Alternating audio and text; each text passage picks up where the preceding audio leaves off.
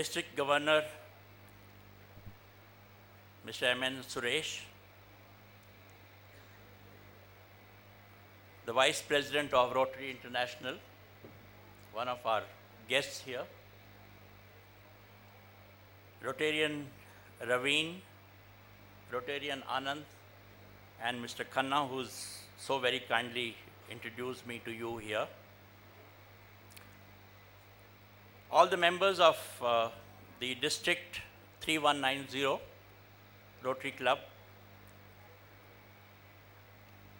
ladies and gentlemen, first of all, I wish to thank all of you, particularly the District Governor, for inviting me to this conference, and also for excellent hospitality that I have enjoyed. Thank you. I must confess, two challenges before me. One, to be speaking soon after lunch, when most people in India like to go to sleep and not listen to anybody. And the second challenge, after my talk, you are going to listen to a few young ladies, the TV stars, those who are intellectual TV stars. And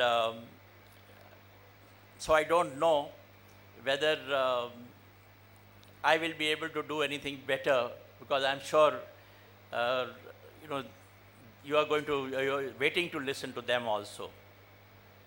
But with these challenges, I'll try and overcome them. Let me start first with my contact with Rotary, how I came in contact with the Rotary Club. You know, I came in contact with Rotary Club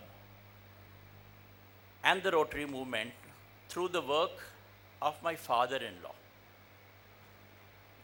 My father-in-law, whom unfortunately I never met, I never saw. He became an active Rotarian soon after his retirement from Indian Forest Service. And then he took up a lot of Rotary work in and around Dehradun. One of the important work that he did was to construct and establish and then run a clinic and a dispensary in a village called Gorakhpur on Dehradun-Hardwar Road. And he would collect medicines, those which could be spared by people. He would collect samples from his doctor friends, and then he would bicycle down to this dispensary every day to wait for his patients and to wait for his doctor friends. Unfortunately, he didn't live to see the marriage of his daughter to me. But when we got married, I want to tell you that there were much larger number of Rotarians on that wedding than our relatives. And I'm also happy to tell you that that clinic and dispensary with his name written outside is still running well outside Dehradun. Now, Rotary movement today has been able to provide opportunities to a very large number of scholars, over 500,000 I am told, 50,000 I am told, and nearly 60,000 study group exchange members. I met two of them today while we were having lunch, those who are going from here to USA. Across many countries, many continents. And I believe more than 1 lakh Rotary Youth Exchange students have lived with their hosts in parent countries, far from their own country, their motherland, like these two young people who are going to USA, one to, I think, Oregon and the other one to Washington, D.C. But most importantly, of all the work that you people are doing, I have to say that the Rotary has been the catalyst to reduce the number of paralytic polio cases in the world. And today, it has been reduced to almost 0.1%, I'm told. And your own district and your clubs are also doing great work in that. So I must convey my appreciation to all the work you are doing, particularly this work. The Gorakhpur dispensary outside Dehradun and the Rotary effort to eliminate polio from the world, I think these are perhaps the most apt example of your theme this year, which is building communities and bridging nations, or continents, sorry. Building communities, bridging continents. These 4 words, I do think they reflect very aptly who you are and what you do as Rotarians. Some of you, I'm sure, must be wondering why the district governor and his colleagues have decided to call a soldier to come for this conference. Let me give that explanation and also remind you of what someone has said. And I quote, "If a community exists, both freedom and security may exist as well." Unquote. Freedom and security are necessary for a community to exist and to achieve the goals.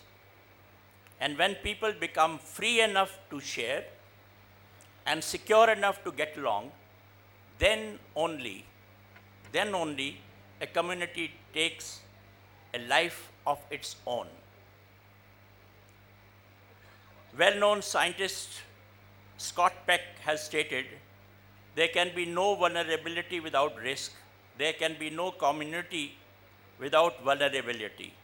There can be no peace and ultimately no life without community."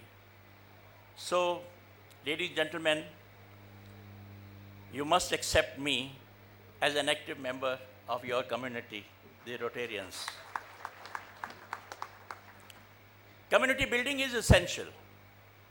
It is essential for individual well-being, to improve social justice, and more importantly, to reduce the negative impacts of social disintegration that is taking place today. By social disintegration, which has become a major problem today, I mean the pressures of time, money, suburbanization, TV, computers, and the internet browsing that all of us do so much, and of course not forgetting the generational gap that is being talked about so much these days. The negative impact, these can be overcome if we believe strongly in our ethics, moral values, which include character, which is the most important aspect, in spirituality, in humanity, human rights, and diversity. And these beliefs that I have just talked about, moral values, spirituality, human rights, diversity, these are also the important base which enables us to build communities and bridge continents. Today, standing before you, I represent, and I am proud to represent, a credible community of India, the armed forces. India's armed forces are not only a strong community, but also a strong bridge across India's diverse communities and cultures. For those who have come from abroad, let me remind you that India's diversity is huge. there are more than 16 official languages. We have a dozen ethnic groups. People speak more than 200 dialects, 68 socio-cultural subregions, and that diversity continues to thrive even today.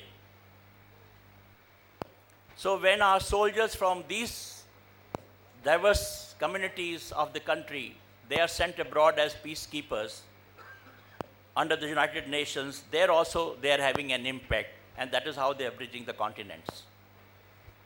India is the third largest contributor of the uniformed peacekeepers in the world. And they have all done the nation proud by their commitment, by their impartiality, and by their efficiency.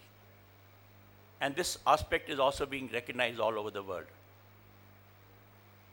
I believe that India's armed forces are a true reflection of our national concept of unity in diversity. As a role model for all countrymen, soldiers of all classes, castes, creeds, and religions, they serve the country with dedication. They live together in barracks, eat from the same kitchen, speak the same language, and observe each other's religious festivals. And perhaps that is the reason why today the armed forces are considered in India as the most dependable and the most respected brand image that we have in our country. How do we build and nurture this institution across India's myriad multiple cultures, religions, and languages? This, ladies and gentlemen, is done through two important ethical avenues. And that is what I am going to discuss today. One, the human resource development culture, and two, the corporate culture, or the corporate values, the ethos, and the tradition. Let me start with the HRD culture first. You build character amongst individuals, right from the time they join for recruitment or for commissioning to go to NDA or IMA. And then you convert these people into small teams, what we call subunits. And then they become units into one big joint family, or a community if you want to call it. A family that supports and depends upon each other socially as well as professionally. In a war, the Army, Navy, Air Force, infantry, artillery, engineers, signals, all these units and subunits, they all support and depend upon each other. For a chief like me, when I was during Kargil war, it was like conducting a huge orchestra of thousands of people to get the desired music, to get the desired results. And during peacetime also, the soldiers and their families belonging to multi-ethnic cultures, religions, languages, they have to support and depend upon each other when they are living in cantonments. They share their joys and sorrows like a big family. And in times of war or in times of crisis, these families tend to get together, get closer to each other. And the institution makes sure that the families